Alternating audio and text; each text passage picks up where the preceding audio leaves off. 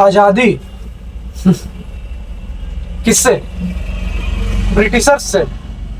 झंडा बदलने को आज़ादी नहीं कहते हैं, फ्लैग होस्टिंग को आज़ादी नहीं कहते हैं। और सबसे पहली बात, जो भी फ्रीडम फाइटर उस टाइम पे इतनी मशक्क़त के बाद हमारे देश को आज़ादी दिलाई थी, उनके लिए मेरे दिल में बहुत इज्जत है। किसी का रेप होता है तो हम लोग मोमबत्ती लेकर के निकल जाते हैं रोड में और स्टोरी लगाते हैं, इसको आज़ादी नहीं कहते हैं। तलवार लेकर के निकल के अगर उसको काट दिया जाता वो होता आज़ादी। अपना हक के लिए अपने देश में प्रोटेस्ट करना पड़ रहा है और इसको तुम आज़ादी कहते हो, और शान से तुम तिरंगा भी लहराओगे, इसको आज़ादी नहीं कहते हैं। तुम कब आज़ाद थे एक बार ये सोच कर देखो। साले पहले ब्रिटिश मारते थे और अब सरकार चुम्मा ले रही है। पहले ब्रिटिशर्स ने हमारे ऊपर टैक्स लगाया था और अब सरकार मलाई लगा रही है।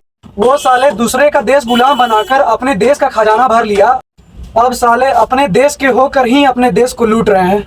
पहले से ज़्यादा कंडीशन तो अब खराब हो गई। शुरू से ही अपना देश का जनता चुतिया है भाई। जब ब्रिटिश के टाइम पे उनको सजा देना होता था या फिर किसी को गोली मरवाना होता था ना, मतलब कोई इंडियन को जब सजा देना होता था, कोड़ा मारना होता था या गोली मरवाना होता था, तो अपने देश के ही चुतिया जनता से गोली मरवाते थे और कोड़े मरवाते थे। और अभी प्रोटेस्ट जब हो रहा है तो लाठीचार्ज करवाना है तो अपना ही देश का चुतिया पुलिस है। अभी ये एसपी डीएसपी ऑर्डर दे देता है कि प्रोटेस्टर्स को मारो, लेकिन वही कोई रेप करने वाला अगर इनके हाथ भी लग जाए ना तो ये उसको सुरक्षा देंगे, ताकि यही अंधा कानून जो इंडिया का अंधा कानून है उसमें उसको पेश किया जाए, 10 साल 20 साल उसका केस खींचा जाए। अगर भाई मेरा ये सवाल है कि अगर वही एसपी डीएसपी की माँ बहन के साथ अगर रेप हो जाए तो क्या वो ऐसे ही, क्या उस टाइम पे भी वो अपना गन नहीं निकालेंगे?